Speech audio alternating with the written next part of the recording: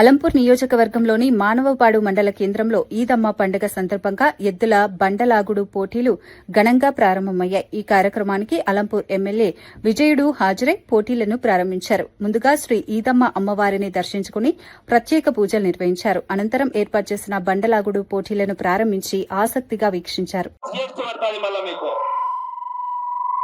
మా కమిటీ వారి ఆహ్వానాన్ని మన్నించి ఈవేళ నిర్వహించినటువంటి యొక్క బండలాగుడు పోటీలను ప్రారంభించడానికి విచ్చేసినందుకు మీరు మరొకసారి ప్రత్యేకంగా ధన్యవాదాలు తెలియజేసుకుంటున్నాం సార్.